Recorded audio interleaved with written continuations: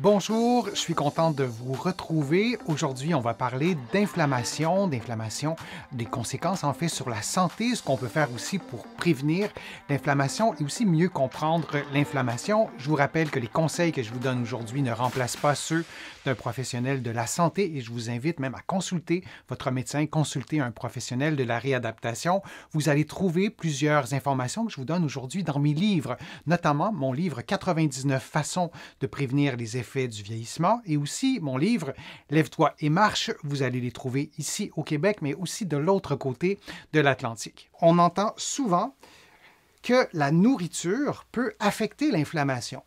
Est-ce vraiment une histoire de nourriture? Et je vous fais la confidence que j'ai résumé la question parce que les questions, il y a eu beaucoup de questions sur ce sujet-là. Je vais en reparler sur ma chaîne avec des nutritionnistes invités. Moi, je suis kinésithérapeute ou physiothérapeute ici au Québec, mais c'est important de parler de l'inflammation. C'est important aussi de sensibiliser nos patients qu'on voit pour différents problèmes de santé liés à l'inflammation. Alors, je vais vous en parler avec mes propres compétences. On sait d'abord, avant de parler d'alimentation, on sait que notre corps a besoin d'oxygène et l'oxygène entre par nos poumons. J'ai fait beaucoup de physiothérapie respiratoire dans les centres hospitaliers, par exemple, et donc on faisait des traitements de physiothérapie respiratoire. Le sang, oui, a besoin d'oxygène. Ça, c'est clair. Il y a un autre organe dont on a besoin, et si je vous demandais lequel nommeriez-vous pour pouvoir satisfaire les besoins de notre corps qui sont transportés, là je le dis de façon un peu malhabile, mais qui sont transportés dans le sang. On a besoin des poumons pour l'oxygène. Mais quel autre organe est vraiment important? Et on en parle beaucoup moins que les poumons, je trouve. On en parle de plus en plus, mais on n'en parle pas suffisamment à mon sens et on pourrait probablement aussi s'y intéresser un peu plus en ce qui concerne les communications en santé publique, c'est l'intestin. Les liens entre l'intestin, le sang et les nutriments. C'est quoi des nutriments? C'est un mot qui est un peu abstrait aussi. Mais les nutriments, c'est les glucides, les protéines, les lipides, le gras, les sucres, les vitamines aussi, les minéraux essentiels qu'on a besoin, les fibres, etc. Et tout ça, évidemment, passe pas par nos poumons, mais passe par l'intestin. Alors, la question qui m'est posée, l'alimentation, est-ce que ça a vraiment rapport avec l'inflammation? Si oui, quel est le lien? On peut s'imaginer que si un virus qui entre dans notre corps, il va avoir des processus inflammatoires. Si je me casse un os, il va avoir des processus inflammatoires. Mais si je m'alimente différemment, comment se fait-il que c'est lié à l'inflammation? C'est très complexe, mais on pourrait aussi faire ça tout simple. Donc, il y a l'inflammation chronique, il y a les maladies chroniques qui sont liées à l'inflammation. Il y a aussi les accidents qui sont liés à l'inflammation chronique, comme un AVC. Il y a un vaisseau dans votre cerveau qui finit par être bloqué parce qu'il y a un petit caillot qui va se former, vous paralyser d'un côté, par exemple. C'est peut-être arrivé à des gens de votre entourage. Ça, c'est un accident vasculaire cérébral qui est parfois lié à de l'inflammation qui se situe dans vos vaisseaux sanguins. Comment se fait-il que ce qu'on mange peut affecter à ce point-là nos vaisseaux sanguins? C'est beaucoup par, pas uniquement, mais c'est beaucoup par l'intestin. Dans votre intestin, mais dans votre corps, il y a un écosystème bactérien, il y a des bactéries. On en a besoin. Elles sont vitales. Il y en a dans notre bouche, il y en a qui sont liées à notre peau. Et lorsque cet équilibre ou ces bonnes ou moins bonnes bactéries, l'équilibre entre les bonnes et les moins bonnes est brisé, on peut parler de dysbiose.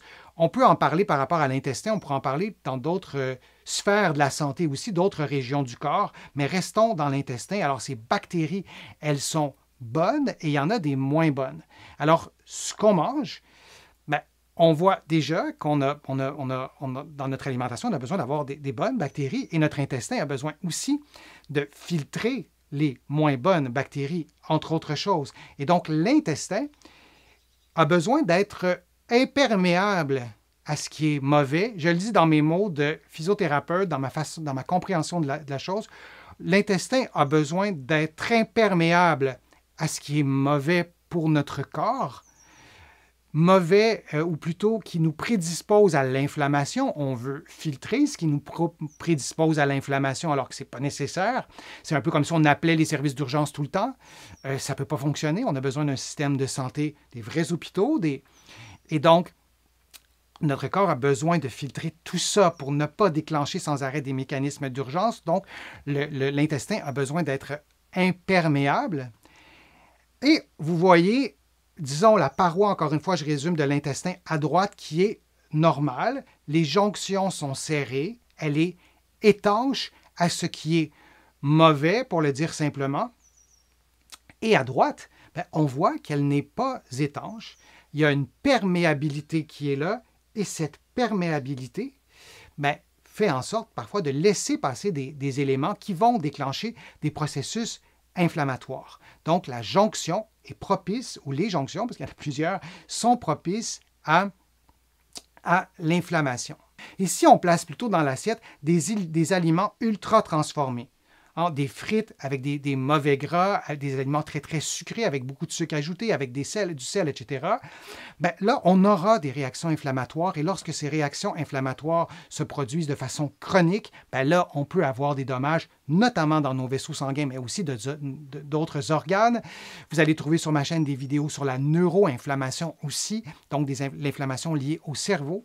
Alors, comment faire le lien entre des frites, par exemple, ou des aliments qui sont ultra transformés et le danger, entre guillemets, pour notre santé, c'est vraiment via l'intestin et, entre autres, les blessures qui sont faites aux vaisseaux sanguins dans un contexte d'alimentation, par exemple, d'aliments transformés qu'on consomme régulièrement de façon chronique, de façon prolongée. Par contre, il y a des statistiques absolument spectaculaires qui nous montrent que dans certains pays, dans certains groupes de la population, il y a vraiment plus de 50% des calories qui sont consommées par ces groupes de population qui sont attribuables à la nourriture ultra transformée. Donc, on ne parle pas d'éléments circonstanciels, temporaires. On parle d'alimentation qui est une habitude, donc on parle de chronicité. Et là, on peut avoir cette inflammation chronique qui est liée à tout ça. Je reviendrai au lien entre l'inflammation et l'alimentation dans un direct ou des vidéos avec des nutritionnistes. On ira vraiment beaucoup plus dans le détail. Je vous ai présenté l'information de mon point de vue de physiothérapeute ou de kinésithérapeute de l'autre côté de l'Atlantique. C'est absolument essentiel de tenir compte de l'alimentation dans un contexte d'inflammation et ça passe beaucoup par l'intestin. Je vous remercie d'avoir été là, d'avoir assisté à ces contenus que je vous présente. Ça me fait toujours plaisir de le faire.